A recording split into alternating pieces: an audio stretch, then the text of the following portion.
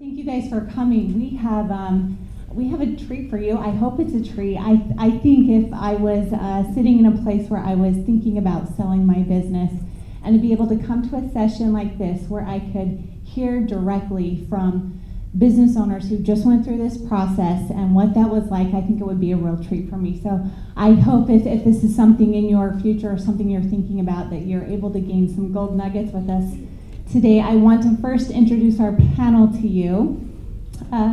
Let's start with you, Jeff. Go ahead. I'll let you guys introduce yourselves. My name is Jeff Martin. I'm the former owner of Day and Night Air Conditioning in Phoenix, Arizona. Been in the business my whole life. At 53 years old, I partnered up with the Friendly Group. I'm Ryan Snow, better known as Angie's husband. Really all you need to know. So owner-operator of Western Heating and Air in Orem, Utah. We were acquired in November by the Friendly Group. Started out as a duct cleaner in '97. Done just about everything you can through that time. So yeah, glad to be here. Steve Lewis, Ambient Edge. We're in Las Vegas and also Kingman, Arizona. And joined the Friendly Group. It's coming up on 2 years now. So owner operator, so still very much part of the business, and joined the group, and so here I am. Dan Dearden, and I didn't realize you started out as a duct cleaner. I started out as a duct cleaner. That was my first job 46 years ago. Started out as a duct cleaner. Loved that so much that I quickly, after 3 months, went to the local tech and actually learned about heating and air conditioning. I'm the former owner of Just Right Heating and Cooling in Salt Lake City. And I've been doing this for 45 years and still love it, still involved in the business, and looking forward to some more years. We sold out about a year and a half ago. Amazing. So we are all here representing our new group, which is the Friendly Group, and it is a very friendly group. You'll find out with these guys. I have learned a lot about them over the last year that we've been part of the group, and just have gained so much respect for these men and the way that they've been running their businesses. I get to work a lot with their marketing teams, and it's been so fun to be part of a group and people to just work together on a new level. Also, I wanted to recognize here in the room, we have David Noseworthy from the Friendly Group, and we also have Benza Sabonia in the back as well, who are here to answer any questions you may have about the Friendly Group. Really, if we could sum it up, what the Friendly Group is, we are just building a world-class service company, and we're focused really on the employee and on the well-being of our organizations. And when we're doing good, our companies grow, and we're growing together, which has been a lot of fun. So let's jump into some of these questions that I think would be really, really helpful. And I think we're going to start. Dan, let's start with you since you've got the microphone. What made you start to think about selling your business? What was it that got you to that point? Well, the funny thing is I wasn't thinking about selling my business. I was just enjoying running my business, and I just assumed that I was going to be like 90% of heating and air conditioning contractors, that you hope that that the people who are running your business continue to run it so that you can make revenue and pay yourself a retirement at the end. And so really I wasn't even looking to sell my business.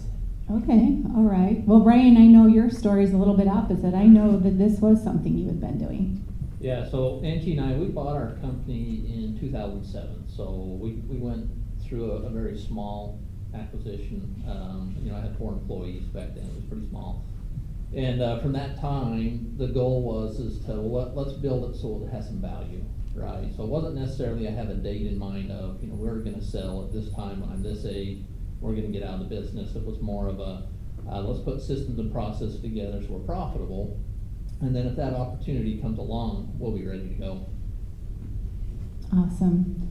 And Jeff, I'd like to hear from you. As you were getting ready or thinking about selling your business, what were some of those things that you really needed to start thinking about before you even started talking to anyone about it? Well, the whole M&A activity that's been going on just had me curious, and so I would talk to other owners who had sold and heard their story, and it just became something I couldn't not pay attention to. And then I had a serious auto accident with one of our employees that was a multi-million-dollar claim, and it went into my umbrella policy, and it just shook me to the core.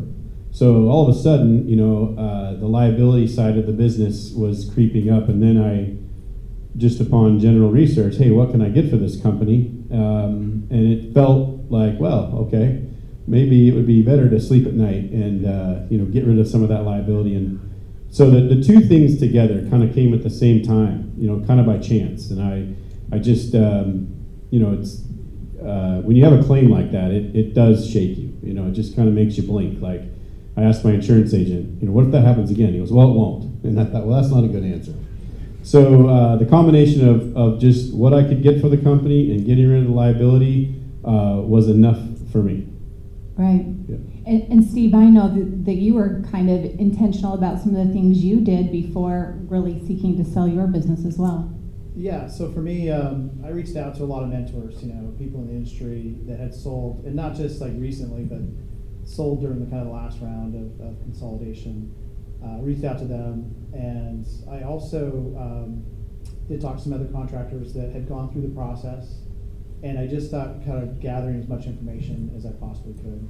And probably like a lot of you, just a lot of interest in our industry. So, emails coming in, letters, lots of intent. And so I was working with a couple different groups that I was talking to at the time. So it was really just trying to gather all that information, probably why you're here today, just kind of figure out kind of what's going on and get all that information you can to make the best decision for, you and your family and your employees. So. Yeah, that's a really good call. I mean, I think there was quite a frenzy there for a while where it seemed like we were getting contacted 2, 3, 4 times a week just by different groups. And I see a few of you nodding your head like, yeah, we're going through that now. And so, what are some of the best practices? And Ryan, why don't you start us off? If people are thinking, okay, I might consider one of these options, or I might start talking to someone, what are some best practices or things that we should think about to make sure we're getting things in order and ready to even engage in that conversation? Yeah, so even as intentional as we were, there was a lot, right? When you go through due diligence, you start learning a lot more about your business. So first and foremost, you have to be profitable. That's where you need to start to really think about your business and what kind of valuation it can bring. Part of being profitable and the things that our group really liked about us was systems and processes were in place. We had a good management team that could help run the business as we were going through our due diligence time. And so, there's a lot of things there that will work into that valuation. But overall, I think it's just, profitability, trying to make sure that you have the structure there. There's a lot of value in those type of things.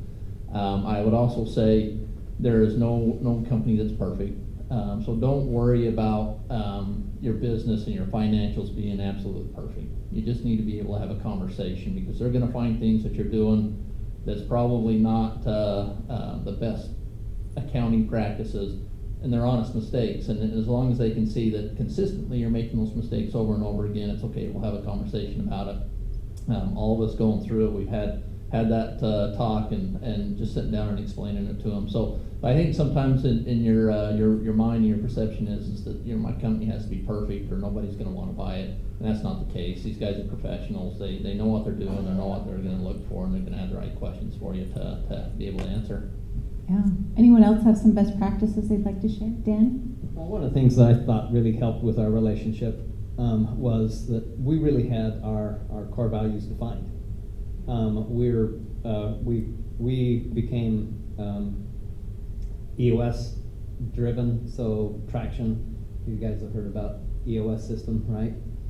Way to run your business. We adopted EOS about 4 or 5 years ago, and so we had our culture defined, we had our values defined, we had our mission defined. I think having that structure in place also showed that we had, a culture, a structure, that we were, driven to some goals. Amazing, awesome. So let's talk about the next step then. I mean, we've got all of these private equity groups, different people reaching out, and then in comes the Friendly Group. And what was it about the Friendly Group? Like, what made you what drew you into them, and why was that a good fit for you? Well, since I wasn't looking, ultimately they got to. I'm an HVAC guy. I love HVAC. I hate business. Okay, so I had somebody else running the business, and so the president of the company is who ultimately Friendly got to and said, "Hey, you really ought to talk to us." And upon investigation, he discovered that there was a great cultural fit, and that was so he said, you're bombarded every day, Dan, with invitations to sell your company to somebody, and you ignore them all. You tell them, forget it. You really probably ought to talk to these guys because the culture match was there for us. Got it. Yeah. What about you, Stephen? What was that? What made you start to listen and talk to the Friendly Group? Yeah, so like I said, I was kind of talking to a couple different groups at the time, and the thing about Friendly that stood out was I got to kind of meet and talk with everybody at Friendly Group, all the way from the board, all the way through the CEO to just about everybody. I loved how they all took the time kind of just to talk to me directly. And the other thing, I could tell that it was the right group because, yeah, I sold my business now, but I want to be a part of something that's going to grow, and then kind of you've probably all heard it before, like that second bite. So I wanted to be on a winning team too. And the other part was it just cultural fit. Friendly's the name, but it really is kind of the people that I deal with. Like, I'll give you an example. This is one example. Is that my daughter was in a car accident. You get that phone call first thing in the morning. No one calls you at 5 a.m. Your daughter's been in a terrible accident. It's like that gut-wrenching parent thing. So I was going through that. She was okay. Like, she's okay. She's fine now. But literally everybody in the group called me. Steve, how's your daughter doing? And that matters. I mean, that really matters to me because that's like you can do good by doing good, and that's the way it was. Everyone called me, made sure everything was okay, and plus being on a winning team. That's to me is a great package, and that was kind of the decision that I knew I made the right one with this group. So awesome, Ryan. Let's get your take there. Yeah, not much more than what Steve said there. We had looked at some other groups at a high level, and for us, we had our check boxes right. We wanted to keep our name. That was really important to us. We worked hard in our community. We just rebranded in 2020, and we're proud of that brand, and it looked awesome. So that was kind of a no one's going to take that from us. It has to live on. Culture was huge. We're very much, Angie and I, we have our values, and culture is a big part of our company, and so we probably could have got a bit more on the front side for our business, but it wasn't a good fit, right? I didn't want to be part of a group that I didn't absolutely love, and that I wanted to go to work with each day, and so that was really important to us. I'm somewhat young, I guess. I don't know. I guess that's debatable. But I have a lot of gas in the tank, so I didn't want to exit the business, and that was important to me as well. You have some groups, they have their management team ready to go, and there's some people that works out great for. They want to sell and they want to be gone. I wasn't one of those guys. I wanted to stay on and build like Steve. So now I get to keep working on Western, but I'm also part owner in everybody else's company now as well, and so that's exciting for me. I have just a little bit to bring to the table and try to help them get better, and they're doing the same thing for me. So those were some big things in our rollout. When we were talking to our employees, I think we're going to cover this a bit more later, but Angie said something that really stuck with me to our team, and she said it would have been irresponsible for us not to take this offer and team up with Friendly, considering everything that's going on. Right, it's the haves and the haves not, and we wanted to solidify our company and our culture and who we are, and make sure that Western could live well beyond Angie and I. And so we felt like we accomplished that with the Friendly Group. And again, you know, it was just, we had our check boxes, the things we were not gonna compromise on, and they fit every single one of them, so. Yeah, I kind of like to think about it as like dating and like, okay, do we go to the next level? Like it was kind of like, okay, we're kind of courting this opportunity and thinking about it, but yeah, when the match is right and when they care about the same things that you care about, it's like, it was like a good match for us. So, yeah, that was a lot of fun. All right, Jeff, what about you? Well, ditto to everything they said. One of the other things I can add is I said, hey, I want to talk to every owner that's already sold, and within 24 hours I had the names and numbers of everybody. So I called them all, talked to them, and I heard nothing negative. I definitely believe they aligned, the cultures aligned after speaking to several groups. Definitely was convinced that they would let us stay us, and they have. And then there's another little thing called the dividend. So the reinvestment part of the sale, you get a dividend on, and they were the only group that I talked to that has that, and that was a huge plus for me also. Amazing. So let's now talk a little bit about what that process looks like for those of you who are interested or have never gone through this process before, because it was new to me. Kind of paint the picture of what that was like for you, Jeff, from going through your initial discussions into your LOI and then due diligence, and then now you're integrated. Like, any advice or thoughts on that process? Well, at the time of the purchase, we were the largest company they had acquired, and the whole process was 6 months. And it was a life event, if you know what I mean. The amount of information that was required, and it was overwhelming for me. And I don't say that to make it negative, but it ties into you have to bring your team aboard at some point and let them help you. And in my case, my team did. You know, when I explained to them we were partnering with another group and it was going to make us better and nothing changes, then, you know, they did. They helped me. And without their help, it would have been almost impossible. But I would have asked for, if I had known it would help, some kind of a mentor, another company of my size perhaps that had already gone through it. And I would have loved to have sat down with that person and used him like a psychiatrist. You know, explain to me why they're asking for this. I don't understand. And so that would have helped me a lot, and I know any one of us would offer that to any one of you.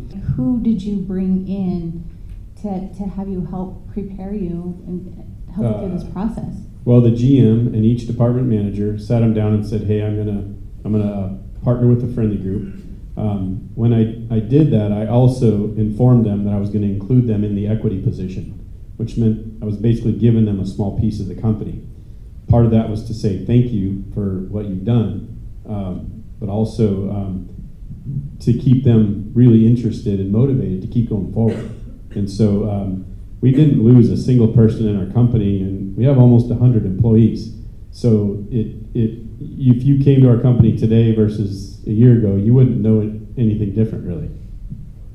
So That's a really good point. Now, Dan, you're a little bit different because you were not really in that day-to-day running the business, and so the process might have looked a little bit different for you.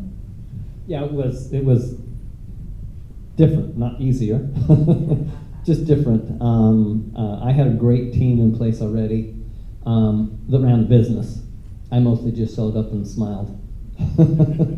Had a great team, and so that meant that they could run the business while I did all of the due diligence, the detail after detail after detail of due diligence to put that together. And so just the difference in our companies, where Jeff had a much larger company than ours.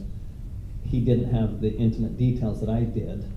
Our company was much smaller, so I knew about everything, and so I could supply the information that Friendly needed. I didn't have to involve them. Right.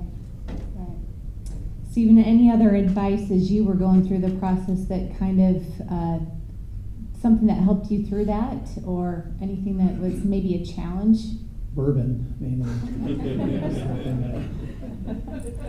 No, it's diligence. It's not easy. I'll tell you, it's not easy. But Friendly Group, they had great people that were able to kind of help through the whole way. Like, we were just kind of talking earlier, like, you're gonna be looking at terms you've never heard of.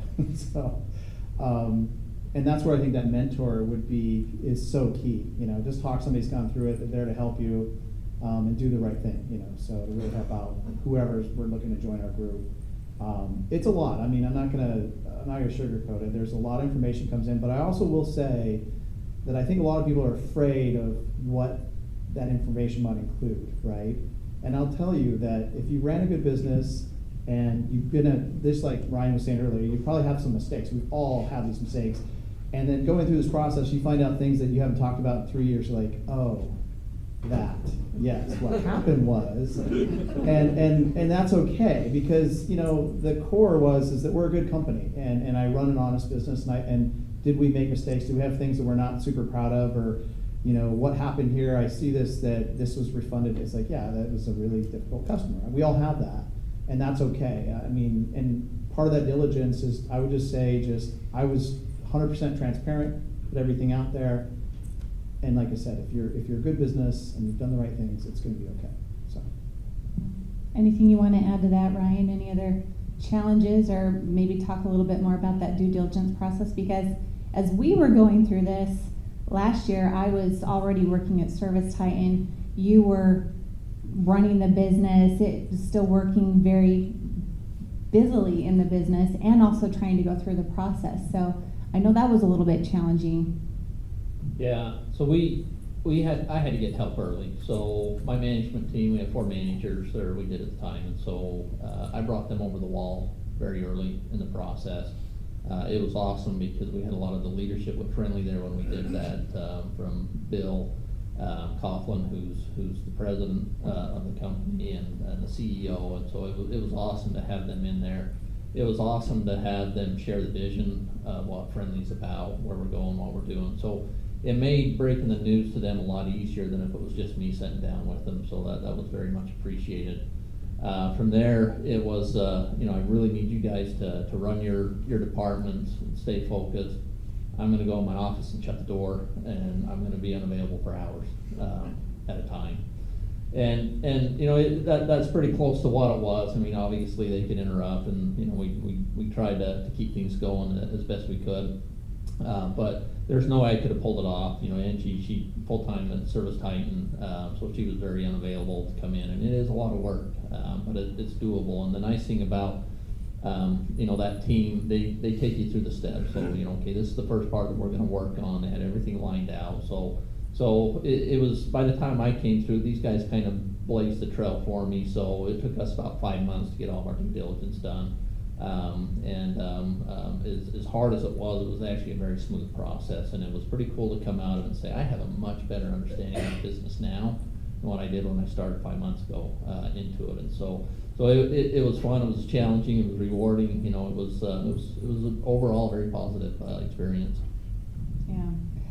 Jeff, if you were to do this again, thinking about maybe challenges that you'd gone through as you were going through, what would you do to minimize any of those challenges, or how could you have, maybe navigated it differently? You've already talked about a mentor. Maybe that's I wish I would have known how perceptive the team was to it. I really got zero pushback, and so I should have brought them on earlier and gotten their help earlier. That would have been, because I actually did try to do it solo at first and realized real quick I can't do this. So it forced me to man up and do what I had to do. Okay, so let's talk about how you communicated this with your team. How did you communicate that changes were coming and this is what we're going to be doing? Well, I chose to do it individually, so starting with the GM and then working the way through the managers, and then a few key employees that were with me for a long time but still were not in management. I just met with them one-on-one. I just said, we are partnering with the Friendly Group. We don't really change. We're still going to be who we are, still in growth mode, but now we're a part of a bigger team. And, honestly, I just was shocked at how oh, okay. And not what I was expecting across the board. So, but I was also grateful to be able to offer that little piece of equity to each one of them. Again, is to say thank you and please keep the train rolling forward. And there's been zero hiccups. I love that. Yeah, same. Now, Stephen, I know you've got a couple locations, and so talk to us about the key personnel you had to kind of bring into this process as you were going through it. Yeah, it's going to be similar, almost identical what Jeff had said, but I got the same reaction. It's like, hey, we're going to be joining this group, and kind of explain that, and they're working, like, I've been in other, not an equity group, not an owners group like this, but I've been in other things where we've had, like, SNA, we've had some people come out and tour, so they were used to that kind of thing anyways, right? So they were willing to help jump in, and they were excited about the opportunity for them, because it created a new opportunity that they didn't have as me as just the sole owner of the company, is that, to become a GM, I was the owner GM, like what other role was there? But now with this larger group, as we do more acquisitions, bring companies in, there's a lot of people that want to exit too. And I've got some superstar managers that could become a GM someday under the right, program. So it creates opportunity for employees for growth too. Or if somebody wants to move, like you can actually literally transfer now to one of our other companies, So there was a lot of opportunities for the employees, and that's kind of the message that I brought across to them, because it's 100% true. And so they were very on board and even excited about the process to help me with that.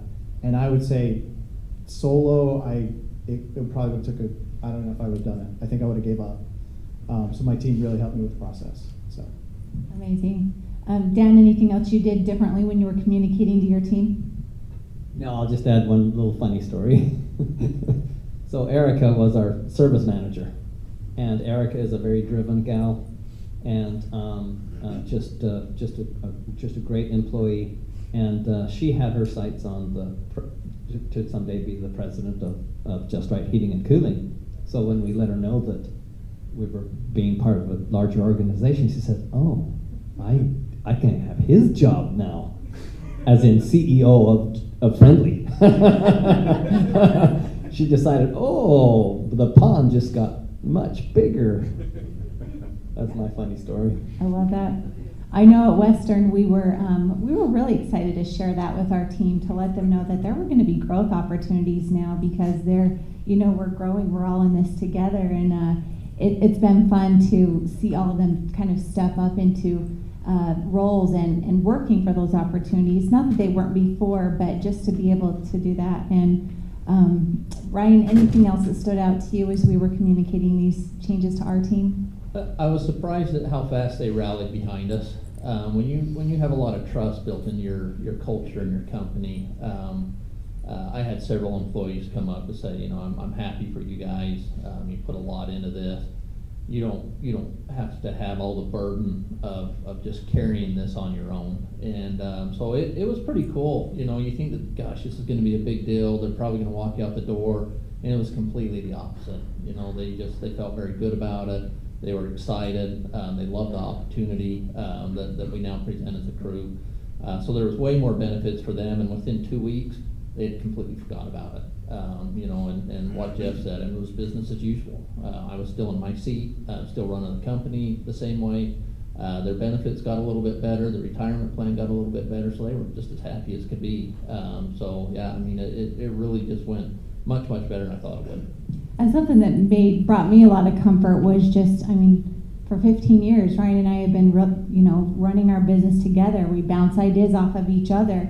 Let's implement this. No, here's a risk factor. Like, we've been the entire, core leadership team of our company and driving the growth. And after I exited the company a little bit to go start working as Service Titan, that was kind of a little bit of a fear for me. Now he's carrying this whole weight all by himself. And I was so excited about the opportunity for him to work with just other brilliant business leaders, and the talent that the Friendly Group adds, the consultants they bring into. It's just, I really think if you look at the Friendly Group, there's power in the pack. It really is like a pack of leaders pulling together, and it makes the load a lot lighter. And so that's been a big blessing for us, knowing that we have so many more resources that we can just tap into. I've really appreciated that. So let's talk about how your roles have changed since the transaction, since the changes made. Ryan, start us off. You said you're still in the same seat. Not much. Okay. Yeah, so there's a few more reports to do. We have our general manager meeting once a week, so we get on Zoom and go over numbers and beat each other up a little bit, which is kind of fun. Right now, Steve's packing the whole group here in October, so he's the guy. But yeah, for me, it's really been day to day, the same as it was before, which is great. So my boss, direct supervisor Brian, he's our COO. He just keep things going the right way, and it's been fun. So I know if I need the resources, they're there. Otherwise, it's a very trusting group to just let me keep running Western the way that we see best, and as long as we're making some money, everybody's happy. So. What about you, Jeff? How did your role change? Well, I wasn't doing a whole lot before. But buying companies. I had done 7 minor acquisitions prior to being a part of this group. So naturally, now with David, I talked to lots of little companies, I say little, smaller companies, about getting tucked into day and night. So we've done a couple so far since the transaction. And then I also, from time to time, will travel to another city and talk to a business owner about the friendly group, but it's pretty part-time. Awesome. What about you, Stephen? Yeah, so my role's pretty much kind of unchanged, similar to Ryan's. Like, I still run the company. We do meet once a week. Yes, I'm winning this month, not always. So, and it's cool to have us, like, we hold each other accountable, and we help it's not really accountable. I'd say it's more about, like, driving each other to do better, I would say be an entrepreneur, you're going to be naturally kind of competitive anyways, right? At least I think most would be that are successful.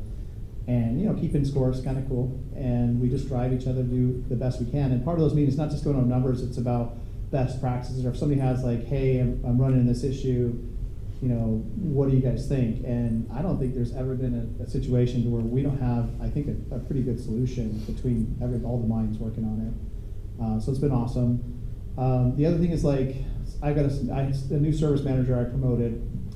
Guy's doing fantastic, and he's one of those guys that started as an apprentice and moved his way up, and he was just perfect for the role. But I've got, these guys have 2 great service managers that are just rock stars. They're killing it. I can see the numbers every week. So, I called the GM at Day and Night. His name's Mike. And I said, hey, can I send my service manager up to hang out with your service manager for a few days and find out, some best practices he's doing? Yeah, of course. Sent him out there, spent 3 days, came back. He had a whole list of things he was going to implement and best practices he picked up. And that's super awesome to have that. And that's, like you said, the power of the pack, the stuff that you kind of gains by joining the group that's going to help you get to that kind of next level, and help us, if you're part of the group. So. Did your role change much, Dan? Mine actually has changed. Because Erica now is the general manager. So now she definitely has her sights on going up further. But my forte has not been business, as I've just expressed. I love heating and air conditioning. I hate business.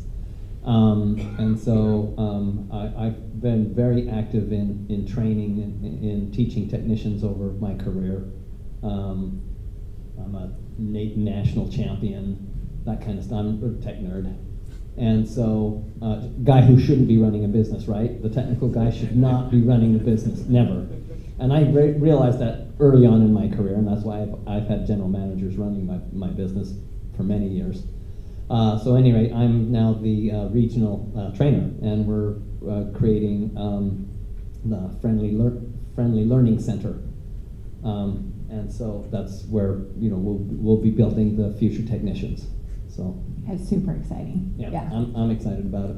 I'm glad you're doing that. And we've only got about 5-6 minutes left, and so just any last minute words of advice if anyone's thinking about this. I mean, truly, we're here just to, answer any questions that you might have as well. But last minute advice, and then we'll see if there's any questions. Why don't we just let them? Let's go for it. Any They got any questions that you guys questions? might have that we can help with? Yes. So, what's the criteria for them to make an offer on your business? And then, have you guys seen someone that didn't make it through the due diligence process, and kind of why? Maybe we better have David answer that one. I can answer. Okay. Yeah, I've been part of one that we had a tuck-in, right, and we literally made it to the 11th hour. Like we had balloons filled and everything else, and then the last minute it just washed out. And the reason why I think it washed out wasn't nothing to do with me, first of all.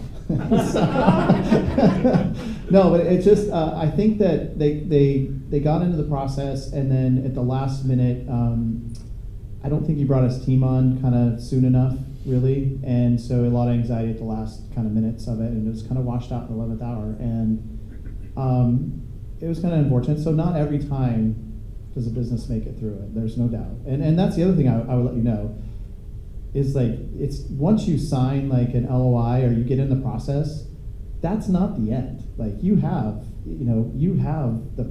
still in control in case of that. So, and besides that, I think it was a blessing because if he at the last minute was feeling this anxiety and just whatever happened, and I really never heard what happened, he probably wasn't the right fit for us, right?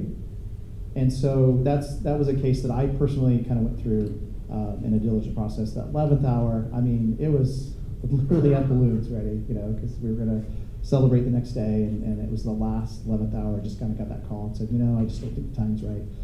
Okay, no problem. So, and maybe it will be, so. Part of her question was the criteria, though.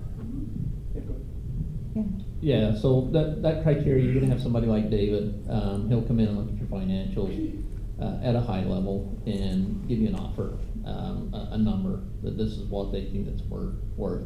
At that point, you're gonna sign the LOI, which enters you into negotiations and the due diligence process, that you're gonna do business strictly with that group, or you're gonna go through that process with that group.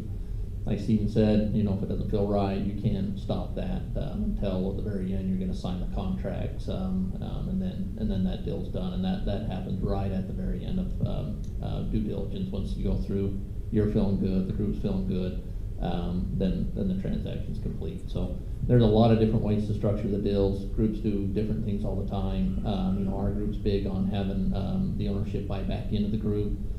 So we have the second bite of the apple that Steve talked about. That's a really important thing. So you have your initial money up front that you're going to get. The group grows, in 5 years, 10 years, 3 years, 12 months, whatever that is. Most likely that group's going to turn and either bring on more partners or sell to a bigger group, and then that's your second bite. So the money you put back in, you're going to get a multiple on that money. And so some groups don't offer that. They're going to pay you more up front, and then that's it. And so there's just all sorts of different ways to do it. But I would, one recommendation I have is just make sure the trust is there. You have to trust them. This is your baby. Don't go into something that you just don't feel quite right about. Walk away. So. Yeah, and just if you're curious, just have a conversation with David. Probably one of the nicest guys I've ever met. So. He's Canadian, so. Very easy nice to talk and funny, so. Any other questions? Yes. Would you recommend that if somebody was thinking about that, to kind of have like a check-in, I guess, if you want to say to think, are we really doing what we're supposed to be doing? Would somebody come and say, yeah, everything, you are doing this, maybe you should be doing this or looking at that, and for the future to make sure you're kind of getting on the path, to make sure that you're going in the right direction or you're not on the right path. Jeff is the man for that. So what you're kind of saying is, how can I make my business, how can I maximize it, right? Yeah, to make sure you're on the right path, to say, we all think we're on the right path, but are we really on the right path? We've been following this path and we're doing pretty well, but is it the right time? Is it not the right time?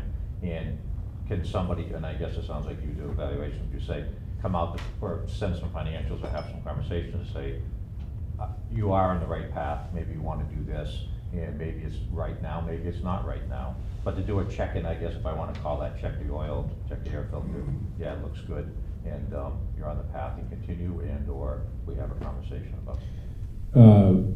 I don't think it would be let me put it this way. If you gave your financials to David and let him go through them, I'm very confident he'd give you an honest feedback on where you're at right now, even a rough offer, and how you could make it better. Like, what does he look for? So we look for residential, retail, replacement, and maintenance. That's it. No new construction, no multi-housing, none of that. So residential service, replacement, maintenance, looking for obviously margins. If you have management structure, that increases the value. If it's too owner dependent, that reduces it a little bit. But if you're willing to stay on as an owner operator, that brings it back up. So that's my short answer. Jeff, it's probably worth mentioning that you're like helping a company right now do exactly what he's. I do some hobby consulting, which means I'm not getting paid, but I'm truly enjoying working with a company where father and son, he's trying to teach the son how to take over. The father's burnt out and they don't have enough value to sell yet. They can't sell. So I'm helping them bring the value up in their company. They're basically stuck in the 20-year ago thought process and just helping them create a business that has value.